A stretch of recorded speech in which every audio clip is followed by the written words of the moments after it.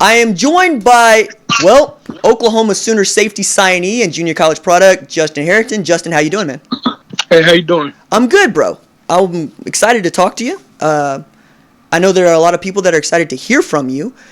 First, I want to start with the obvious. Why did you pick Oklahoma?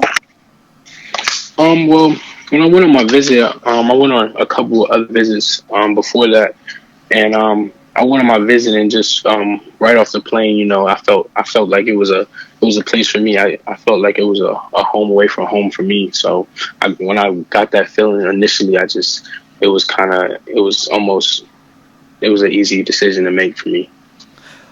Well, you say that, right? But for a lot of guys, it's not that easy. As I understand it, you were down to a couple places that included North Carolina State, Oregon State, and Oklahoma, right? North Carolina, Oklahoma State, and Oklahoma. So it was a little Ooh, bit of Oklahoma inside. State. I didn't know they were in. Yeah, it was a little in-state back and forth. So that was at the end of it. It kind of got a little close. So you would say that you were down to Oklahoma and Oklahoma State before you picked Oklahoma. Correct. Okay. Knowing that, what was the difference? Um, just what I wanted. I mean, just what I wanted to choose at the end of the day. Just what I felt at heart. I just chose it and I went with it. I talked to family about it and I mean that was the end verdict. So I just felt like Oklahoma was the place for me. That's what I went with. So watching your huddle film, you played a lot of single high safety, returns and kicks, has some outstanding interceptions, and man, you're a tackling machine. What do you expect to do at Oklahoma? Where do you expect to play? I expect to play corner, outside corner, but I heard a lot talking to Coach Manny and Coach Grinch about playing inside corner. But now in today's game, the versatility standpoint of a guy like me, lengthy guy, at 214, 215, that can run.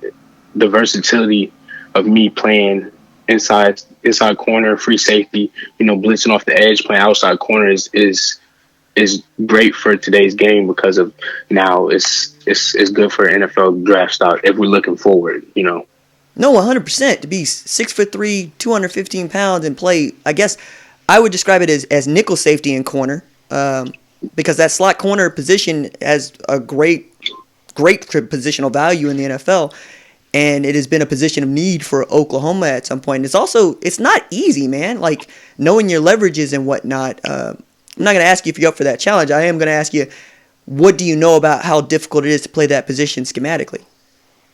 Well, being at Bakersfield's, me kind of being the leader of the defense and having to talk to the corners and talk to the nickel because we base nickel package, so it's familiar.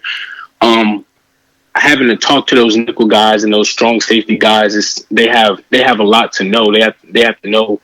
I mean, based on if there's a running back or if there's a tight end leverage to their side and the split of the number one receiver is over a certain amount, they have to leverage themselves this way and they have a different read, the quarterback. So it's like a lot of things put into play. So I'm understanding of the position and how important it is to the defense.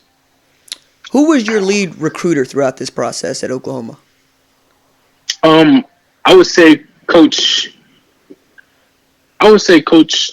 Manning for the most part, but I talked to Coach Grinch and Coach Riley a lot. I actually talked to Coach Riley more than I did Coach Grinch. And what was your impression from those conversations? Really down to earth guys. Like you wouldn't, if you seen him walking down the street and he said something to you and you weren't really a college football guy. You wouldn't be able to tell. So he's a really down to earth guy. You can talk. He's one of those guys you can talk to if I were to be on campus and I had a problem or if I had a question, I can get in contact with him just like that. He's not really one of those, step away guys like head coach guys that you get in college football. Was Riley the first OU coach to reach out to you? No, he wasn't. But once Coach Manning was, but once he got a hold of me, I talked to Coach Riley like almost as much as I talked to Coach Manning. What did you think when Oklahoma reached out to you? Because I'm curious about where it was in the season, because at the even at the beginning of the season, nobody knew what this defense was going to look like at Oklahoma. And if you were going off of 2018 film, you probably didn't see something that a lot of other guys would have wanted to play in. So when did you start talking Oklahoma, and when did you see yourself as a viable option for them? Well, to answer the first question, I probably kind of got in contact. Well, got in first contact with Oklahoma around October, so that's around probably the fifth or sixth game, maybe. So it's like mid to end season. They kind of reached out to me, and as soon as what I do, me personally, when someone reaches out to me, as a program or head coach or whatever, I'll do my research pretty much, and look into the program, see what their base defense is, and see what their starters look like or how they compare to me, and kind of put myself in that situation. So by me looking at Oklahoma's defense, I felt like they needed a lot of help, and the guys that they were recruiting, the Coach Grinch, they call it quote unquote Coach Grinch's defense, 6 feet lengthy guys that can run. I felt like I fit right in there. So, and I could be a early impact. So, Right on. Piggybacking on that, which of the guys on the roster right now did you think that you gelled with when you were able to talk with some of them? Are you saying on my visit? Yes. Oh, okay. Well, off the back, my host was Trey Norwood, and I talked to him, but I've been talking to Jaden Davis, and I still talk to Piedmont Parnell Motley. So I kind of keep in contact with those guys, but those are probably three that I talk to the most. And have you continued to talk with them throughout the season? Yes. Okay. Yeah. I'm kind of seeing what's going on. I haven't been on campus, so see what's keep me up to speed. Just because I'm not on campus. As much as you can you walk me through why you weren't able to early enroll as planned? I'll go to Bakersfield. I went to Bakersfield, and while I was enrolled, there was some classes that weren't, I guess, transferable, and I had to take a class that was, I guess, even or equal with the classes that didn't transfer. So I just pretty much had taken the classes that I have to fulfill my associates and be able to transfer. Man, I understand that. We got to deal with that with TCC over here all the time. Be like, right. Wait a second, I already took this course. Well, you didn't take it here. Okay, whatever. Right. Yeah. Well, and knowing all of that, how are you keeping yourself in shape? Well, I have pretty much a strict schedule. So I'll wake up around 5:45. I'm helping my mother out right now with she owns a daycare, so I'm up at 5:45 with them. I wake up, come to daycare here probably around 6, here for 12 hours, 6 to 6. After I leave, after we leave the daycare, I'm working out. I have a set in my garage, strict workout. And then it's just like that every day. Pretty much I fit my homework in, and it's strict every day. So that's pretty much what I'm doing. Where are you from, Justin? I'm from North Carolina, Raleigh, North Carolina, originally. How'd you end up at Bakersfield? My dad, my head coach that was at Bakersfield that just retired, Coach Jeff Chudy, he coached my dad back in the 90s at Taft. And when they were pretty good, so I was coming out of high school, I was getting recruited, but I couldn't. Grades were my problem. Just like that's a common problem with us.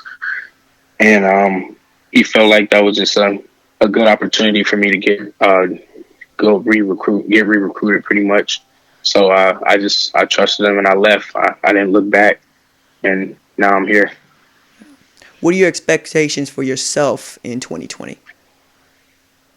Well, I would say when I just outdo myself every chance I get. So if it's working out, if it's just being a better older brother, if it's being a better person to the community, just outdo myself pretty much. So I feel like I set a high bar and that my parents set a high bar for me. So just, outdoing myself, I say overall. Is there anything you want to talk about that we haven't talked about?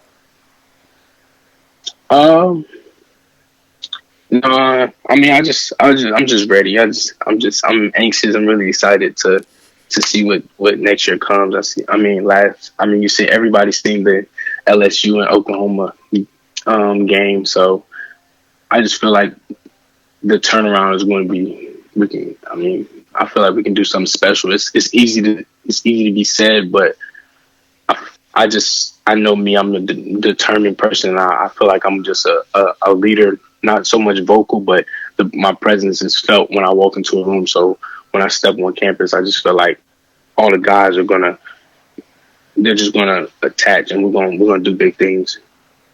Right on. Justin, I appreciate your time, sir.